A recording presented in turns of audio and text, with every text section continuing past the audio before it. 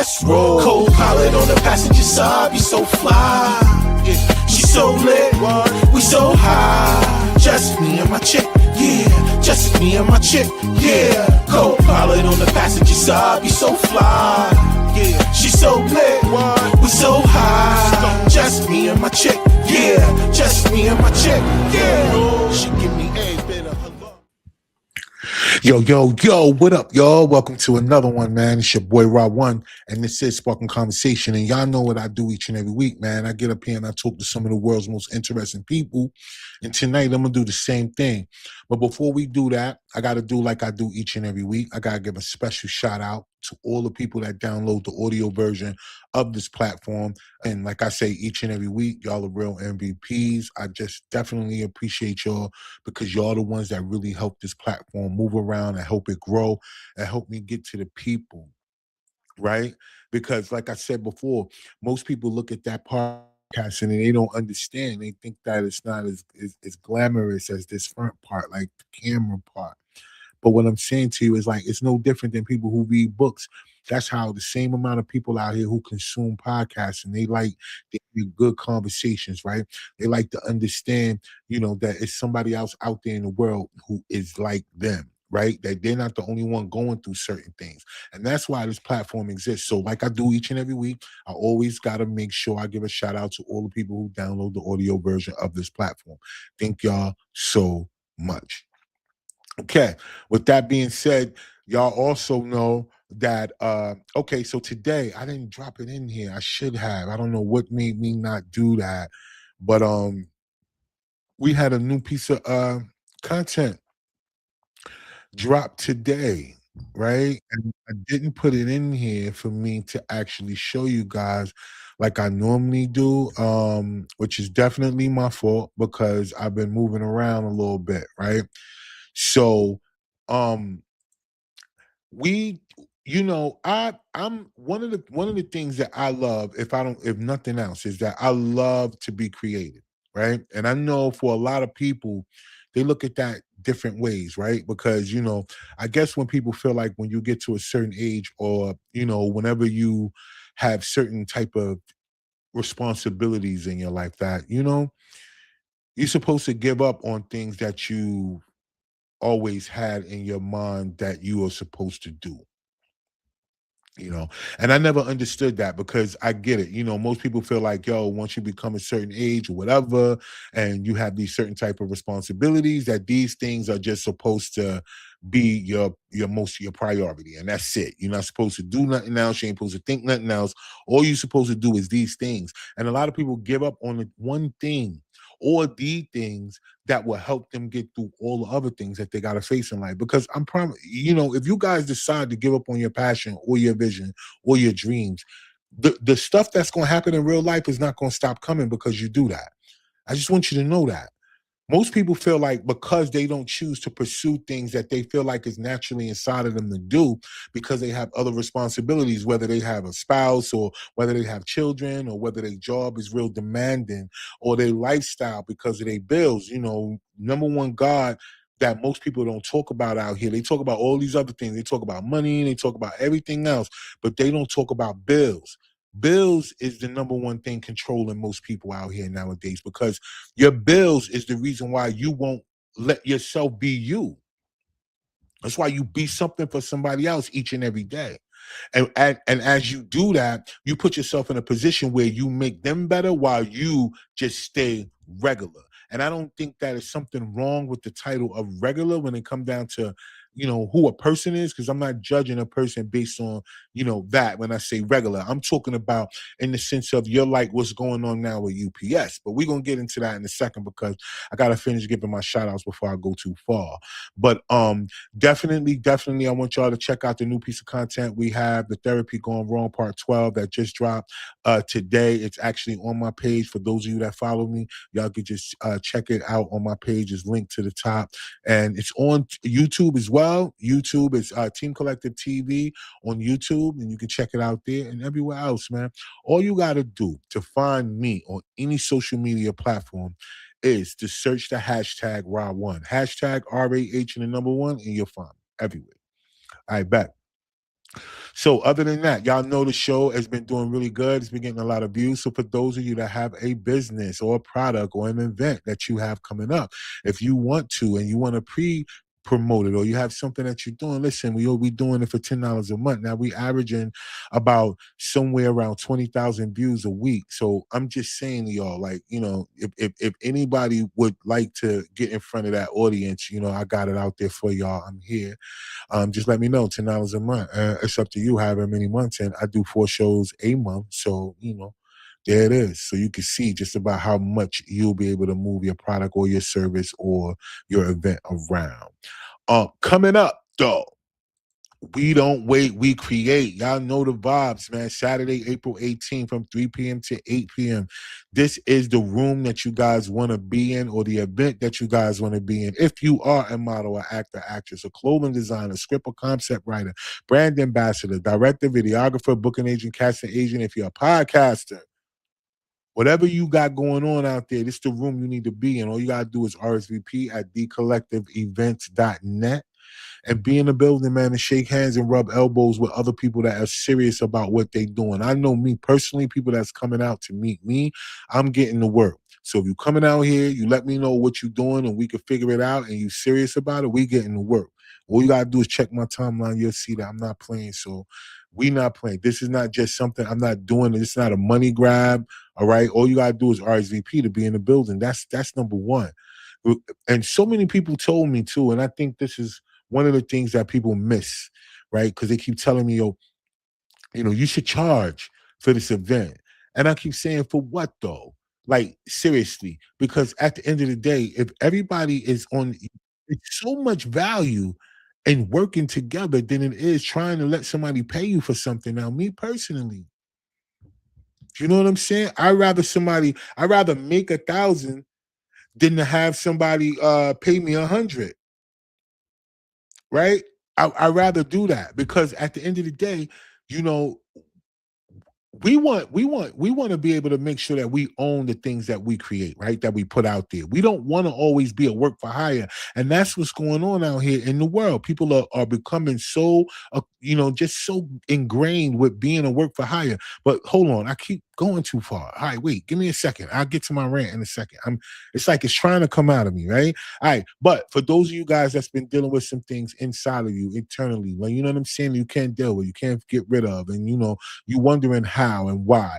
Well, we've been finding out through basic research that the number one thing that people have been dealing with that they don't like to talk about, or is something that they don't know about, is parasites. Most people have so many different things going on in their bodies because they have parasites and they don't know it. And so, what I'm saying to you, I think all of you guys should be out here doing the research on the different symptoms that having parasites will cause the body. And then, if any of these things seem familiar to you, then you know you need this detox. And I'm not saying it just to promote a detox. We're talking about health because last show, what we do, we had a whole conversation about people who are up in arms out here in the government trying to push the government to lower medicine that's not curing nothing that's going on with you. Just a cheaper way to hurt yourself. So we saying, all right, bet. So if that's the case, then why don't you do some things that you can help yourself? Because like they keep saying, and I guess it's so much evident with everything that's going on in the world that nobody is going to save us. You're going to have to save yourself. So make sure y'all click the link in the description and find out about the parasite detox, and you can get more information about it. Do the research, all right? So this is, like I said, do the research, okay?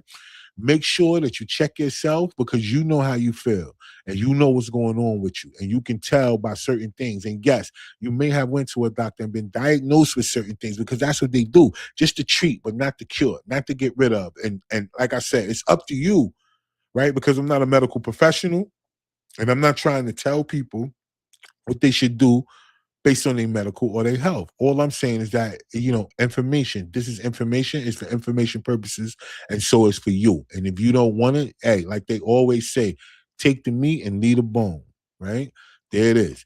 All right. So with that being said, I got my guests waiting backstage. So before I get into that, y'all know I got to get into my rant. It's a couple of things that I want to talk about in this particular, rant before I bring my guest up because, my mind kept trying to get me to go into it. We was talking about these things that's going on with UPS, right? So UPS is out here offering workers like $105,000 buyout.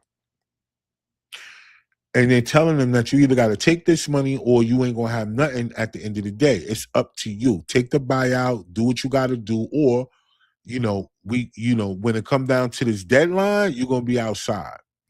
And so what I've seen, it's a bunch of videos of different things out there. There are UPS workers. There are all these different people who are putting themselves out there and saying like, yo, this is foul. This is not cool. I got a family.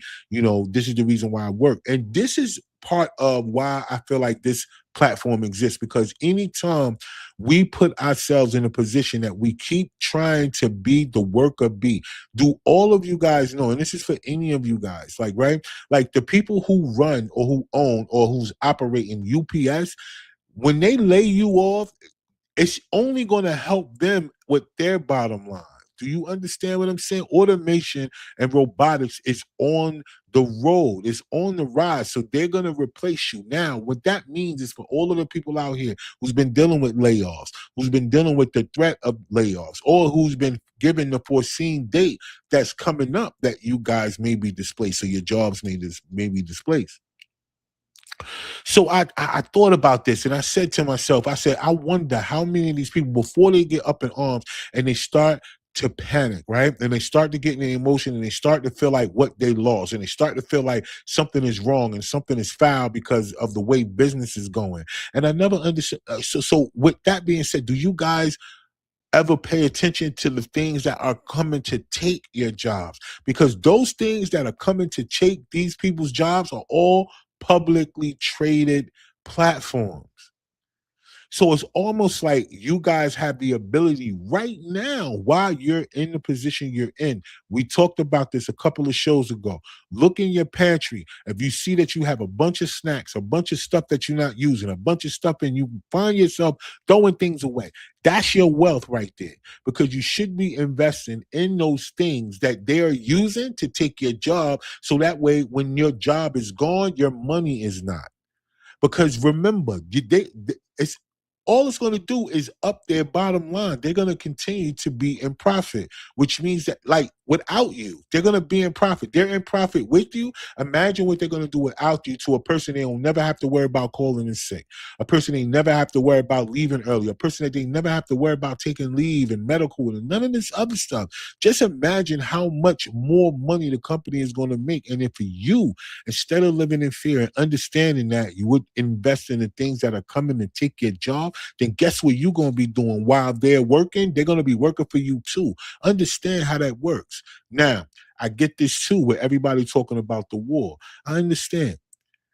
So many people are saying that the U.S. and everything that's going on with this situation is going to turn out bad because of the way the oil is going on and all of these different things. And I told y'all a long time ago, if y'all think that these people out here are not working together, like they all not working together, I don't know what more that I can tell y'all. Like, discernment should be helping y'all understand that they're playing this all out on the big stage for you guys to control you guys. It's no bigger commodity in the world than you.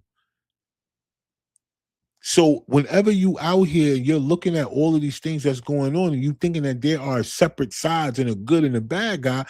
No, they're just actors. They're all the same people in the background, right? When you think about innocent lives being taken or just livelihoods being destroyed, understand, do y'all really think that the people in charge, and this is just my opinion, it's up to y'all. Y'all know the comments are wide open, so you can always voice how you feel in the comments. But are these the acts of people that you think are really human? Like, kind of think about this. With everything that's going on in the world, do y'all think that the people who are really in charge, who are really calling the shots, are human beings? Because if they are, then, you got to kind of think about the type of human beings that they are, if this is the things that they're willing to do just to control you. Because whatever they're trying to do with this one world government and all this other stuff, they're using war to bring it in. And the most thing that we're using is fear. And so much of it, to the point where all of people are going to be so boxed in. They already in fear of losing their jobs, right? They already in fear of they thinking they won't be able to eat or they won't be able to pay their bills. The number one thing that got most people in fear of loss is their bills. I'm trying to tell you, most people are in this space saying to themselves like, yo, how am I pay my bills? Food, clothing, and shelter. They use these three things against us for so long to control us because those are the three things that we did not take advantage of. And we walk around, or I walk around in my own gear and all this other stuff. And you know how many people talk about you? People really look at you like it's something wrong with you for wanting to have your own or be your own and not try to follow the crowd. Like people feel like it's something wrong with you for that. But we're gonna get off of that, right? Because I got my guest on, and we got to bring my guest up real quick because we got to chop it up. I got this brother on, and I just want all of y'all to know before I bring my guest up there that follow me or that watch the platform and all that. I'm telling y'all, man, just follow the money, y'all. Do not live in fear. Follow the money. If you really think that everything is going to go downhill based on the way it look and oil prices and gas prices and all this other stuff, pay attention to the commodity that you feel like is the thing that's being used in order for you to feel like fear is the way you're supposed to live, whether it be your grocery bills, whether it be any of that. Just remember, most of us are in this position because we don't work together and we haven't. And so, when things happen, we got to look for ourselves. And sometimes the community is definitely important, if not most of the time, or if not all the time. The community is more important than the solo or the player. The team is more important than the player. All right, so let me bring my guest up real quick, y'all, so we could chop it up. Yo, brother Cam, what's up? Rashid, what's going on, man? How are you? Hey, I'm here, man. I'm glad to have you on the platform. Thank you for joining us this evening. So listen, before we get anything going, if you don't mind, can you introduce yourself to the audience and then let them know why you're on the platform this evening? Sure, sure. So, my name is Cam Knight. I'm a coach, international speaker, and author of a dozen books, many of which you see behind me, in the area of mental, physical, and emotional performance that have sold over 500,000 copies and have over 10,000 ratings on Amazon now. And now I talk about a concept called internal resistance, and it answers a question I had my whole life, and that's why is it if I want to do something, I know what to do, I know how to do it, and I have the motivation and desire to do it, but for one reason or another, I can't or don't do it. Now, at the time, there were no clear answers. The best answers I came across at were around beliefs or that you don't have motivation and discipline. And yes, those are part of the equation, but I think they're a very small piece of the much bigger puzzle. And over the last 15 to 20 years, that question always lingered in my mind. Every time I felt stuck, I wondered why. Why can't I get stuff done? Why do I keep spinning my wheels? Why don't I just do this dang thing so I can get the result that I want? And Right. the more books I read and coaching I did and seminars I attended, the more I learned about the complexities of the human brain. And over time, I came to the realization that, wait a minute, there's a part of our mind built to hold us back. There's a part of our brain designed to keep us from growing and making progress. And I call this part resistance. And it's this brick wall that we hit anytime we want to do something, but we can't, no matter how much we want to do it. So that's who I am. That's what I do. And that's why I'm on. That's a fact.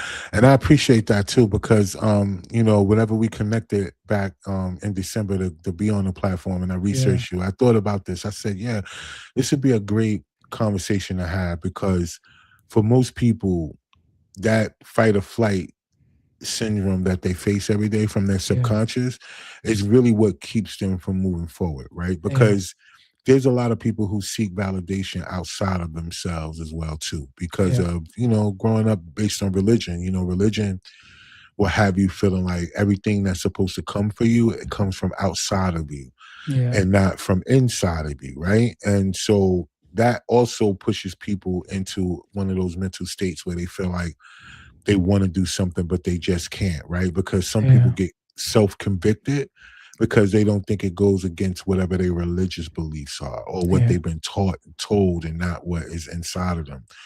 So, as a coach yourself, how have you been able to help people,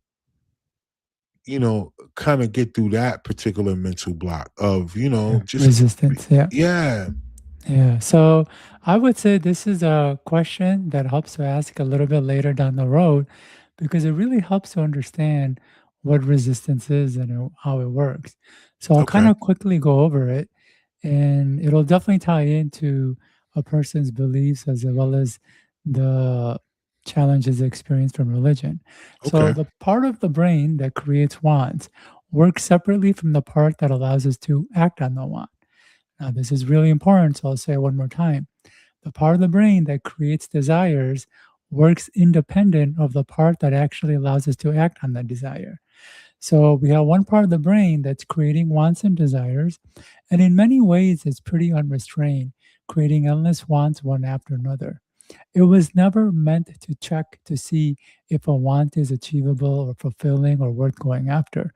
Its only job is to create wants. And then we have this other part of the brain that actually evaluates those wants to Right. see if it's worth going after and pursuing. And so what's really important to understand here that it's possible for both the brain to create a desire for something Hmm. and keep us from going after it. So you had mentioned earlier about this tug of war that a lot of us experience. Well, this is why, because there's two things going on. And so anytime resistance checks to see if something is worth doing, it does so by going through a host of criteria or a checklist, if you will. It kind of helps to think about standing before a panel of judges or board of directors. Every decision that comes up must go through them. And if even one of the members is against the idea, it won't pass. So the question is, what are the criteria? What's the checklist of items that Hmm. resistance goes through? Well, there's a whole host of them. And in my work, I found at least a good 2 to 3 dozen. But some of them do include things like beliefs. If a person doesn't believe something is possible, of course, the brain is going to keep us from going after it. But what's interesting is even if the person thinks it's possible, if they Hmm. have a deep down belief or a conviction that it's not possible for them, a belief or conviction they don't even know exists, it runs underneath in the subconscious, that part will prevent progress. Mm. Now, it also relates to religion too, because religious upbringing has many. It's very complex. For some people, it makes them think that they're not deserving. So if we don't feel deserving of something, anytime a Right. desire comes up, resistance goes, well, we don't deserve that. So of course it's going to prevent progress. But it Right. goes beyond deserving because conditioning from religion can also have us feel like we're being selfish or we're Yeah. being greedy or Yeah. that or we're taking too much. And so when we do go out and see somebody who has the success we want or has something that we want, and we try to go after it, that thinking, that programming can hold us back. It's like, oh, wait a minute. If you do that, you're going to be greedy, and so is going to be upset, and you're not going to go into heaven, and things are like that. Right. But it's a lot more nuanced than just religion and beliefs. It can go into really complex things like authority issues and core needs and even demographics. Yeah. And I agree with you on a lot of those things. I think that for a lot of people, you know, we there's a group of people, right? I would say in life where they had people who would motivate them Yes. as a child, right? And because a lot of things that we deal with as adults is still stemmed from the things that we dealt with as children, right? So a lot of times, whenever you know the difference between children who are motivated, and then you know the difference between children who have something to prove, and Yeah. then you can tell the difference between the ones who desire anything different than what they've been presented in life, Yeah. right? Okay, so with those particular people, we understand that a lot of their motivation, a lot of their belief, it comes from outside validation. And for most of us that had to survive without that is where that part of the brain, you know, that resistance that you talk about, where Yeah. the resistance just wasn't enough because your circumstances was too, dire to Yeah. allow that resistance to hold you back. Yeah. So I get exactly where you're coming from because there are people who know that they could do something, have the ability to do it, but they won't do it. Yeah. And they'll talk themselves out of doing it because of the way it's going to be viewed by other people. I Yeah. hear that all the time. People say, "Well, I don't want to, I don't want to pursue that right now because people are going to say I'm too old," or Yeah. I don't want to do that because they say that you're supposed to be this height, or Yeah. you're supposed to have this type of thing in order for you to do it, or I can't get in this because it takes this amount of money. When Yeah. none of those things really be the case whenever you can focus on it on your own. So Yeah. what do you think about that particular Yeah. portion? Yeah. So you said a lot to unpack. The first thing is about the validation, and the validation piece is real. Even though we are capable of something, and even though we can do something and we Mhm. want to do something, that validation piece can come up and resistance can go, well, if I do this, people won't like me, or Mm, the circle of people I'm around won't like me. And here's why. We humans are pack animals. So we evolved to live and survive in a pack. As a result, our brain became extremely sensitive to the thoughts, judgments, actions, and reactions of others. And so a lot of times when we do something, our brain is future thinking, how mhm. will others perceive us? Yeah, And if it believes that others won't perceive us positively, then it will put the brakes on that decision. yeah. Now, what's really crazy is that it's not basing it on and how people actually will perceive us. It's just making an assumption. It's predicting how people might perceive us. Facts. And that prediction can feel so real. It can feel like the sky is blue. And because Mm, it feels so real, we feel like, oh, if I do this, for sure, everyone is going to judge me or ostracize me. So resistance puts this really tough break on us. And again, even though we're capable, even though we want to, we're not able to because of this piece. Now, you talked about other stuff too of behaviors that people have. And one thing that you said that's really important to talk about is a lot of our challenges actually isn't an adult challenge, it's more like a child challenge, meaning a lot of the programming that we're running that's deciding whether we should do or not do something comes from when we were young and a child. And in a way, that child is still in us and is controlling a lot of our decisions and reactions. facts. And one thing specifically you mentioned, which relate to authority issues, is really worth noting because you said there are some people who want to do really the opposite of what they're told or conditioned to. And that really comes down to authority issues, which relate to our unconsciously held attitudes toward authority figures such as parents, principals, priests, police officers, and even personal development coaches like ourselves. So, what happens is if a person is growing up and they're constantly being told what to do and what not to do and how to do it and how not to do it, at Right. a certain point, their brain gets fed up and doesn't want to listen to or do anything they've ever been told. Now, Mm, what's really interesting is even when they grow up and want to do those things, and it would be helpful to do those things, maybe it help bring financial security or other success, that authority issue response from that far back kicks in mm, and keeps us from doing it. And then yes. all we do is feel this impenetrable wall, unable to push through and not knowing why. Or what happens is we get voices in our head saying, no, I don't want to do that. That's stupid. And things of that nature. And because we think those are our voices and not the voice of resistance, we follow along.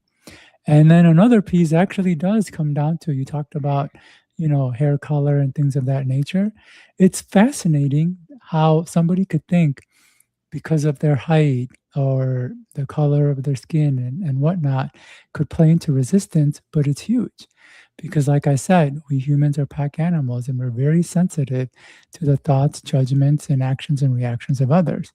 So, as we're growing up, our brain sees behaviors from kids and parents and everybody and starts Mhm. to form opinions or connections that shorter people get treated this way or Right. people who look like that. and those become actual like walls in our lives. And our brain goes, well, I am not tall, so I can't do this. And it's just in their head, but again, it can feel like the sky is blue. In fact, I have a really powerful story to share about this. When I moved to the US, Mhm. it's so starkly different from the part of the world that I come from that it was a shock to my brain. My brain had a complete culture shock. And I don't know where this thinking came from, but at a certain point, my brain made the connection because I'm ethnic and brown, that there's a certain level of success I could never have. And whatever success I could have, I'd have to work really hard for it. And although no one ever said this or reinforced it, it felt as real as the sky is blue. And I lived Mhm. it as if it was real. Even Mhm. though people could tell me or I could see evidence of the contrary, it was so real that that part kept me from becoming bigger or doing more things just Hmm. because of that. So Really? again, yeah. So resistance can play out in so many ways. Like I said, it can play out in authority issues. It can play out in our own demographics, as well as how we think people will perceive and judge us for doing what it is we want to do. Yeah, you said something that was really important. I know you said that whenever you came to America, it was a culture shock for you, based on just the thought process of being ethnic and Yeah, brown, and the thought process of saying that you had to work harder than everyone else. Now, I just want you to know, like, in so many instances, for those of us that were born and raised here, uh, that right there was mainly used for motivation. Now, here's how that works, what I'm saying, because I know, like, based on what you're saying, it's a little bit more technical, but in over here, what I'm saying is that knowing that you had to outwork everybody, yeah, do more than everybody, be better than everybody, and not better than everybody that was around you, but you had to be better than everybody that was just in any vicinity that you was going to be in, yeah, right? In order for you to stand out, in order for you to be successful. But for those of us, we had to use that motivation to say, well, I'm going to do it regardless. And that became a competitiveness, right? yeah, And what you was competing against was not just other people. You were competing against nothing to eat at home, yeah, might not having the electricity not on, or maybe coming home from school and seeing your whole apartment out on the street because you got evicted and you didn't know, or just growing up and having to deal with different family members and their drug, like all of these different things that you face with as a kid growing up. In order for you to make certain decisions in your life to say that I don't want to be like this, yeah, we had to take that mess, that what you said that may have held you back. We had to take that was from here and use that in order for us not to be like those that were in front of us. Because yeah, I don't know, you didn't mention where you was from, yeah, but in that sense, I wouldn't know what it was like to grow up there. I'm from New yeah, Jersey, so if yeah. you kind of can imagine or not, I don't know at what part. When you first came to America, where did you come? Most I people come w- in New York or uh, Florida or California, close Chicago. Chicago. All Yeah, right, back. So you came to a big city. yeah. All right, so I'm sure the culture shock came for you based on what part, though? I just want to make sure. Was it the people around, the way that they treated people, or just So the behavior of people? yeah, it was because I come from a poor part of a very poor country, so a third world country where I've never seen opportunity or even wealth than what I saw in the U.S. Because where I come from, if somebody drops a wallet, it's gone. No one's ever giving it or trying to look Right, for it. Whereas here, I noticed that it's like you lose something and somehow it can magically come back to you because someone who finds it wants to give it back. right. And, um, also it was just there was just a lot more here. And so I just felt very inferior. And I Mm, felt like I didn't belong, I didn't deserve, and a lot of that stuff played out. And a lot of times when I went out to do things and I was feeling resistance, I would ask, "Well, what's going on?" And my mind would respond, "Oh, because it's this, or it's because you're so and so." And I would just accept it as if it was true. Like I said, like the sky is blue. And over time of accepting it, it became my reality. So as an adult, even though I saw evidence to the contrary all the time, there was a part of me that couldn't really push through it. It would always make an excuse like, "Oh, Mm-hmm. yeah, well, this person is like me, but it has success, but it's because he has this other thing, or his Yeah. parents were rich, or he got lucky, or he's playing the part and I don't want to do that." Like all sorts of excuses came up, which would be a good time to talk about the tricks of resistance. Because when resistance stops us from doing something, interestingly enough, it doesn't tell us it's stopping us or give us Mm-hmm. a reason. It doesn't Gotcha. say, "Hey, Cam, you know that thing that you're trying to do? Well, it goes against our authority issues, and we can't piss off our parents if you do it. So I'm just going to have you stand here and not move forward with that." Or that Mm. other thing that you're trying to do, well, it would go against our self-image that we've created, so we're just gonna stand here and do nothing. That's Gotcha. not what happens. Resistance manifests other ways, and it has Right. all sorts of tricks up its sleeves to keep us from taking action. And Mm-hmm. many of these tricks are very sneaky and sly, where you wouldn't think of them as tricks, which is why we fall for them and why, um, we don't question it, and it Yeah. keeps us from moving forward. And so a lot of my tricks were kind of the voices of resistance saying, Right. "It's because they're this, or it's because they're special, or because they got lucky, or it's because things of that nature." And because I Mm-hmm. believed those voices, it kept me from holding me back. There was Gotcha. one comment that did come up, and it said, "Struggle has no color."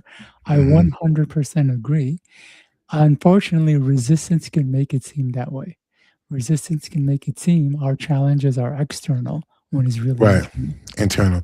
But Yeah. that's why I want to go back to the point of why I asked you the question about where you landed when you first got here, Yeah. because of that particular way that you said it. Whenever you come to a place, right, or anything new, right, whether you go Yeah. to a new school or move to a new state, start a new job, anything that has to deal with new comes with a set of anxiety, right? Oh, yeah. Of your of preconceived notions of how people are going to look, feel, and think or take you, Yeah. right? But the reason why I asked you where did you land, because that is very important. Whenever people Yeah. come to the United States, I notice that when they land in a certain place, and that particular place be the first place that they actually have residence to, not just come because they have family members there and then they migrate to another place. I'm talking about when they first come and they get to that experience. That right there, what you were saying, where you said, uh, you know, I didn't feel this way, or I felt inferior, or I felt like Yeah. I didn't believe it. I come from a third world country and all these other things. Now, remember, like here is what I said, that people had to take that same energy that you were feeling, Yeah. but use that the Yeah. opposite way, Yeah. right? Only because of the fact of the childhood, Yeah. right? And I think it's the same thing, like you said, wherever you come from, wherever you had to deal with there to come here, it's totally different. While it fall, it's gone. Over here, depending on where you are, that same wallet is gone, whether you fall or not. Somebody Yeah. gonna come take it out your pocket, right? If they can. Yeah. So with that type of mindset over here, whether a person can take something from you or you can lose it, that balance right there is what had to make most of us either turn something on or Yeah. turn it off, where you had to fight against that resistance, Yeah. because the physical resistance is going to come up no matter what. Mental resistance is one thing, but physical comes up too, right? People be too tired, or people feel like they got all these other things that they have to do that causes them not to really do the things that they know would help them or benefit them in the long run to be able to be better in the situations that they're in. Yeah. So look, let me ask you this, man, coming from Can the I third. riff on that a little bit? Because I think Okay, that's a really important point. all right, go ahead. As somebody who helps people work through resistance, Hmm. this comes up a lot where they have this challenge or struggle that the people around them don't. And then they feel like they have to work harder or prove themselves or try more. And it can come for various reasons. It could come because of their ethnicity or background, or it could come because they have some sort of disability or whatever. But Right. they feel like they have to work harder. And what I find is that in a lot of ways, that drive is actually a blessing in disguise, Mm-hmm. meaning that struggle was the blessing because it created this drive for you to put more effort in, for you to try harder and develop more skills. Because if we didn't have that, then we would be like everybody else who Mm-hmm. don't have that drive to do it. And so now we play at a mediocre level. Facts. Because sometimes that not having a drive is really hard to get. And we see this a lot in essentially a lot of people, especially people who are caught up in social media and True. television, where they don't have the drive to do anything more than what they're doing. But if somehow something or some reason can give us that drive, even though at first it feels like a disadvantage, because it Yeah. does feel like a disadvantage. Yeah, It I does do. feel like we're Mm-hmm. being pushed to the side or made lesser of. Mm-hmm. But it does have us put us more effort, and more effort gives us more skills. And if we play that right, we can actually move forward in a way that other people struggle. Yes, right. Because if you kind of, and it's a misconception about people who are successful as well too. Yeah. I think a lot of people think success is happens to people who are already in a space that was successful before they got there. Like they had a Yeah. springboard. Like everybody has a parents that are wealthy or whatever, or a skin color, and it's not that. Like these No. people who are successful had to go through the same things that you going through or even worse, and it doesn't matter what skin color. And Yeah. that's why I love this platform, because I've had people from all walks of life on here, from Russia, and then from all over the world. Like I've had people on this show, and we've all had similar Yeah. situations in the way that we were raised. Our parents before us, they either thought about us or thought about themselves, and that's it. And they didn't prepare us in order for us to be successful. They prepared us in order for us to live on our own. And Yeah. that's the difference in when I said to you earlier about there are children who grow up a certain way, and that motivation that come from those that you care about the most, it will shape how you look at yourself and how you view the things that are inside of you, because very few people are allowed to express the things that they want to do. They're made to do things. I talked to one person before I had them on here, and they said that they were on their second marriage, and she was saying her first marriage was arranged. Oof. And she just had to marry this person based on circumstances, situations, and a way that is traditionally done in her country. And so after they had children and all these other things, and then she said after a while she grew to tolerate the situation, even grow to like love the person, but not necessarily felt like they liked it. And I'm only saying these things to say that there are a lot of people who don't differentiate between what they love and what they like, Yeah. because that also is part of the resistance, and understanding that this is something that I love to do and this is something that I like to do. Well, we notice that people who suffer from addictions, they go through something that they like to do to get away from whatever they're dealing with. Yeah. But people who love to do something, they put their energy into what they love. Yeah. And then that can be considered their drug, whatever. But it's not a substance that takes them away from reality. It just puts them into more of that they want to do. Yeah. Whether it's what me and you do, writing or art, whatever it is that you're doing, what you love to do, if people focused on that, it'll put them in that space. What they Yeah. like to do is what they escapism is what comes Yeah. in. Does that make sense? What do you think Yeah. about those two things? Yeah, 100%. It makes me first think of that one analogy of getting into a taxi cab and telling the driver all the places you don't want him to take you to. Right. Like, I don't like all these places, so don't take me there. But that doesn't give him anything on where to Where to actually take you. go. And so he may take you to a place you like or he may not. But when you know what it is that you want to do and what you really enjoy, and can say it, it's like it's much easier to get there. So a lot of times people don't really focus on what it is they truly love. What is it Mm, where they want to go, where they want to move to, because when they can figure that out, the path becomes almost easy. It almost becomes like a straight line from where you are to where you want to go. But when you don't have that and you're trying to figure out by going to all the different places to see if you like it, this is where a lot of overwhelm and burnout comes, yeah. because now there's all these things to do, all these places to go, all these things to try, and you don't know if you'll have time and all of that stuff. Where again, if we go back to, I know this is what I want, this is where I want to Right. go, we can cut all that rest out. Now, with this specific this person that you were talking about, who almost grew to even like the partner, that comes down to what you had said earlier, which is comfort zone. So comfort zone is a zone of comfort or knowing. And I like to think of it more as as a zone of knowing and familiar, because Yeah. majority of our comfort zones aren't comfortable. They're actually Right. annoying and painful. But we stay in them because it's a place where we know what to do, we know how to do it, and there Yes. isn't a lot of mental strain to learn something new and different. No. And Mm, so she was in this, arranged marriage, and I don't know how good or bad it was, but obviously she got comfortable in it. And I think there was a part of her that probably wanted more, but the comfort zone piece was saying, well, we can try something different, but we don't know if it'll work out or if it's going to be dangerous. Like, we're right. still alive here, so let's stay here. And this is another criteria checklist that resistance uses. That's right. So I had mentioned there's many causes of resistance.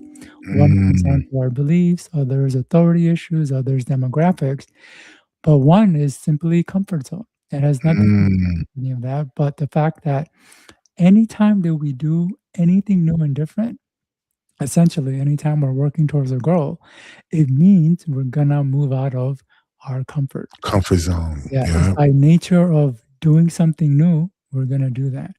And the more averse a person is to the new, the more resistance will Mm, naturally arrive. So I mm-hmm. suspect her situation might have been at a certain point she got comfortable, and although she wanted something more and better, there was a bit of resistance because there was a familiarity. Yeah. And for a lot of people, the brain will pick familiarity over pleasure. And new. And you're right. And I think that is what it really boils down to when it comes down to it is, you know, there are people who are okay with comfort zone, right? And the comfort zone is one of the biggest resistance that most people wouldn't know because they wouldn't title it as a resistance, right? Yeah, They would just think about it as, well, why not? yeah, I don't want to do this over again, wherever that thing is. So I don't want to learn new people. And anytime a person puts themselves in a position at all in life where they don't want to continue to learn, they've already accepted the comfort zone or the comfortability yeah, of life where they are. yeah, Whenever you automatically don't want to learn something new, because there should be nothing in us that each and every day that we don't want to learn something new or yeah, learn something new about someone, even if it's the person that you're around, right? Like, why wouldn't there be something that you wouldn't want to know new? And yeah, I just never understood that why people get comfort and where they are and just what they know. And that's what goes back to when I say about religion, because a lot of people get comfortable in what the preacher says, but never go in and seek for themselves what's yeah, supposed to be for them. Right. So they go and think that uniformly all of these people are supposed to get the same message yeah, and as if everyone shares the same life. And then there are things that are similar in all of a lot of people's lives, right? But then there are, like you said, there are different resistances that people are dealing with in their yes, lives. And those things have to be attacked head on. You can't go into a place with a general situation trying to get a personal fix. It, yes, it will never work that way. That's why I see a lot of people who are, and I'm not speaking against people who go to church. That's not my thing. My thing is saying that I notice that people who have a church life, Yeah. Whether it's 3 or 4 days in the church, everything is about the church. Every other word is amen. What I notice about these people is that is one of the biggest things that they deal with and they suffer through is because they don't it's nothing of them. It's everything that they're regurgitating off of what someone else said or what somebody else put them in. It's never their own identity. And I think that one of the biggest resistance, and you can help me out because you're a coach and you talk to more people directly about this than me, but identity crisis, right, can be one of the biggest resistance, out of all of them, is you not knowing who you are. Yeah. It's So, just my opinion. You tell me. What do I'm you? really loving this conversation because you're naturally bringing up a lot of the criterias that resistance uses, and identity is one of them. But before I riff on that, I do want to say, we kind of talked about religion, and I said some stuff earlier. I do want to say that I'm not saying religion is bad or what Right. people's beliefs are. Though it does help to know some of our resistance can come from the thinking that we picked up from it, especially at a young age, and not realizing how it's running our lives. Right. Now, going back to identity, so again, we talked about criteria. There's many criteria resistance goes through to decide if we should do something or not. And I'm going to quickly summarize some of the ones we talked about. We talked about beliefs. We talked about comfort zones. We talked about authority issues. We talked about demographics. And we also talked about people, like the perceptions of other. But there's Right. another piece of the resistance equation, and that is identity. So our brain is designed to have us operate in line within the identity that we have formed or accepted. Mm. So let's say I'm growing up and I notice that I get more of my needs filled if I'm hanging around with cool kids. Cool kids, they get a lot Mm. more attention. They're seen more as more attractive and whatever. So identify as being cool. Now, if in my brain, cool means not studying, my brain is going to create resistance to studying because my Yeah. identity is cool and cool kids don't do that. Now Mm. let's look at an opposite identity. Let's say I'm growing up and I find my identity that fills my need is being studious. Because when I'm studious, I get better grades, I get the attention of the teacher, my parents respect me more. Maybe I might not get the attention of the attractive girl, but it fills my other needs. So I have an identity of being studious. Now, if I'm presented with an opportunity to go to a party or drink, and Right. my identity is studious and not that, I Right. will have resistance in doing that. So True. identity plays a huge role in it. And if we have formed a certain identity, then trying to do something outside of that, it's going to create resistance. And a bigger challenge is if we don't have an identity, then it's hard for the brain to even decide what to do. There's so many things that we could be doing. The brain's always saying, no, no, I don't know if I can do that. But what's really going on underneath is like the person has no identity to move towards in any direction. Exactly. And that's what, I talk about a lot. Although I'm not, a certified coach like you are, I do mention that on the platform a lot about, being okay with who you are and it's okay to search you, right? It's not selfish for you to understand you. So much in life we've been taught that, it's selfish to think about yourself. It's selfish to put Yeah. yourself first. It's selfish of you to, until people demand something from you. But then you're supposed to give so much of yourself. Like if you think about the role of being a man and how you're taught what your role is in life of being a man, it's only taught for you to give. And Yeah. outside of what you can give, you don't have value. Where there Yeah. is an everyone else, like when it comes to women and children, they're supposed to be loved unconditionally because of the nature in which we are supposed to lead. And so it puts a stigma on a lot of things when it comes down to being a man, because although people tell you to just stand up, be strong, not to cry, not to feel emotion and all this other stuff, Yeah. while people are telling you not to do that, they're bombarding you with emotions and feelings and everything else coming from them that they're telling you not to feel, but Yeah, they're projecting it to you. You have no choice but to feel it. And then you have your own, and people have told you to hide it for so long or to yeah, downplay what you feel for yourself. So that's why I talk about identity in this place a yeah, lot, because whenever you could get to that place where you can use certain words for your benefit, not just the detriment of others. Like when we talk about profanity, there's the F word, right?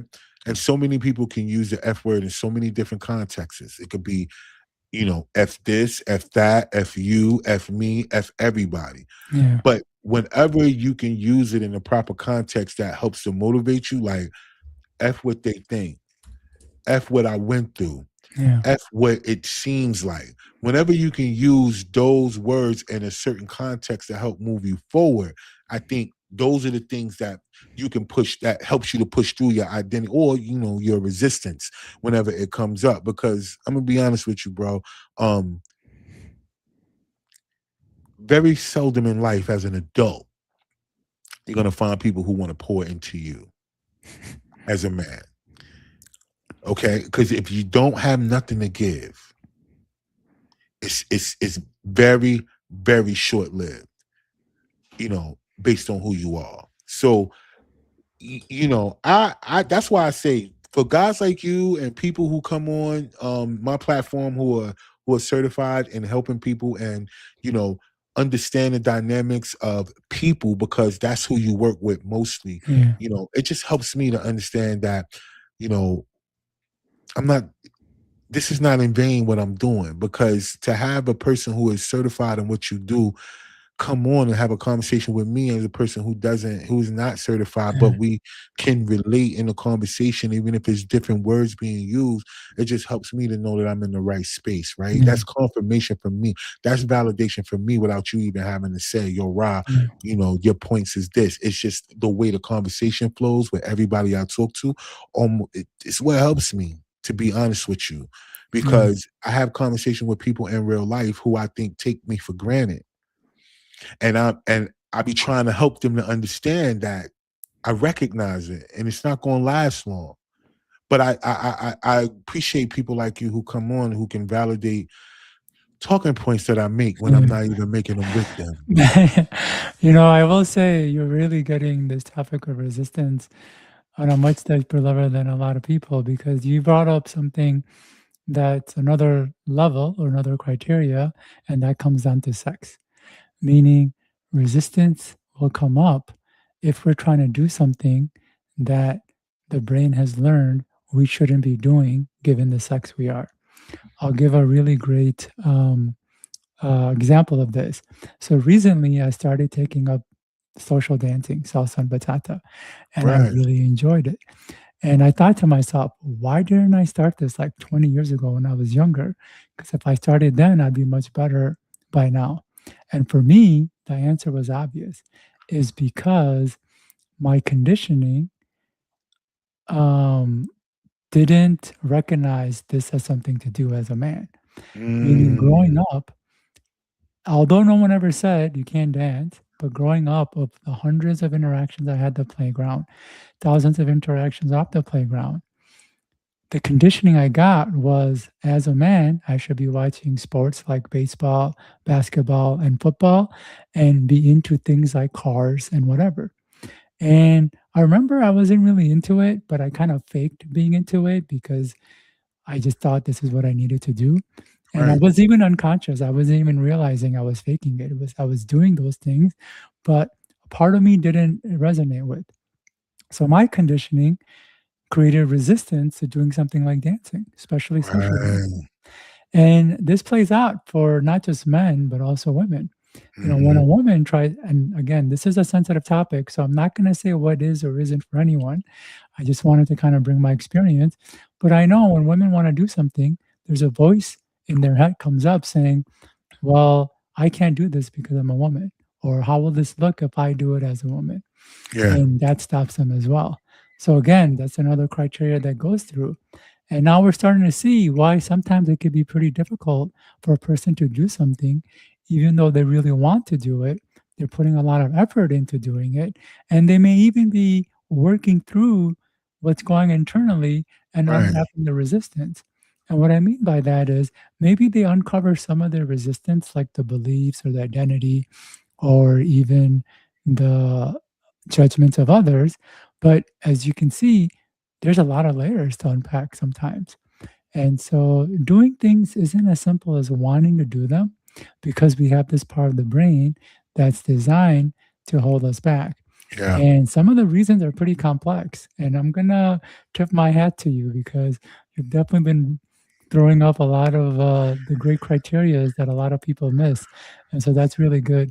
I want to add one more thing to you had said something about people wanting to pour into you.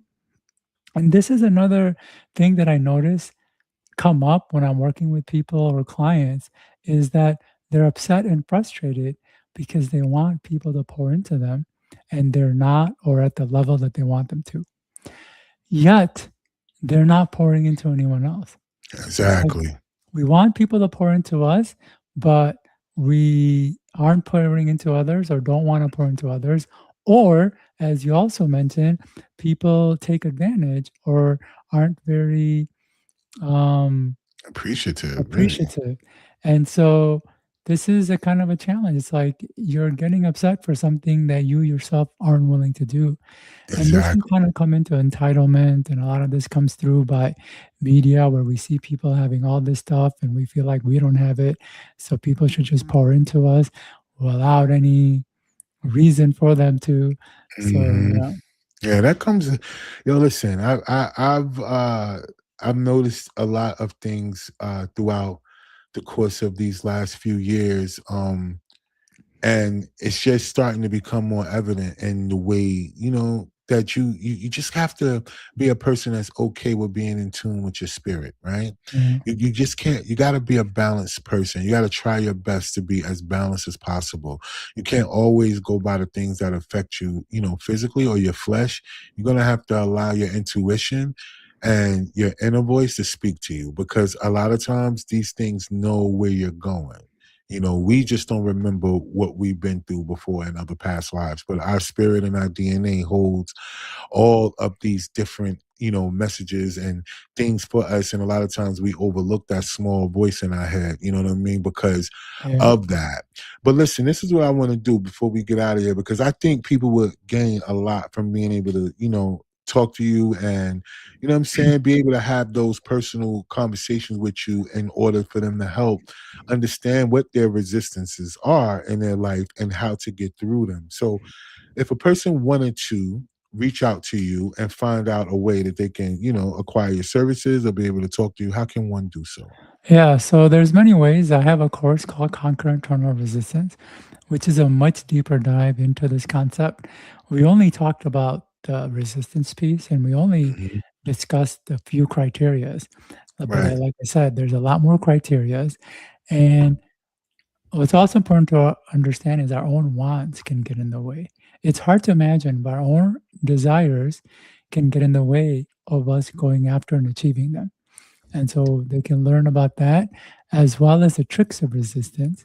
And then, but more importantly, how to take um, consistent and noticeable action. And they can get my course at camknight.com. Or if they want to get some free guides, I've got a free guide called Prompt Engineering for Your Brain. And the human brain was the original ChatGPT, and you Facts. can prompt it to give you answers and solutions, but unlike ChatGPT, but actually take action on those answers and solutions. So that's the first guide. The second guide is build skills and habits in your sleep. Everything's about the unconscious. We can try to make changes consciously, forcing things, but that never works. But if we could do it in the unconscious, it becomes a lot more easier. And Right. they can get that. The second guide. The third guide is also a primer on this topic of resistance, and they can get all three of those at cam9.com. If anybody wants to do one-on-one work with me, I have developed a method that helps me take people into their unconscious mind. It's not hypnosis or NLP. They're fully conscious while they're going into their unconscious. And we work on their resistance very directly, and it's a much quicker approach. And they can reach out to me at coach@camknight.com. Okay, bet. So, what I want all of y'all out there that's watching now, and will watch the playback, I want all of you guys to kind of think about it, right? Self-assess yourself. Understand that if there's things that you know that are inside of you that you've been wanting to do, that you've been trying to do, or that you know that you're supposed to be doing, but you've allowed yourself to talk yourself out of it. You've allowed circumstances and people around you to kind of not, for you not to move forward. I think it's time, if no other time than now. Remember, a lot of you guys that are comfortable in your jobs and stuff like that, remember, if AI and technology are coming in on certain industries and removing those positions, then this is the main time for you to start getting into your own bag, right? Getting in your own square and not being afraid to be fully you. Like, why not? You know what I mean? Because I want all of you guys to know that we all were born for a purpose. And I promise you, the things that you are doing to maintain your bills was not your purpose.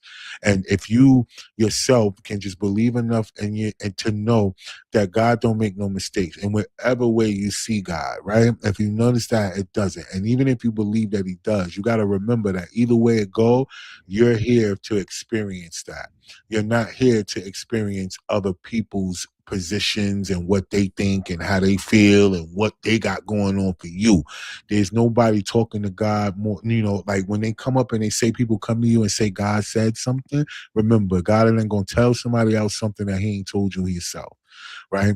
So remember that, and remember that Cam is out here for you guys that know that you're dealing with certain mental resistances and you're just sick and tired of being sick and tired of not living your true life. Then you know what to do. CamKnight.com. You guys can also reach him on social media platforms. You could definitely find them linked to my page. You guys, if you just need to reach out to him and get more information. Other than that, y'all know, like I say each and every week, you got to do the work, right? Because nobody's going to do it for you. So with that being said, y'all know the vibes, man. It's your boy Ra1. Each and every week, I tell y'all, I talk to some of the world's most interesting people, and next week is going to be the same thing. So until then, y'all stay fly out there, and remember, if you don't believe in yourself, nobody else will. So until next week, y'all, peace.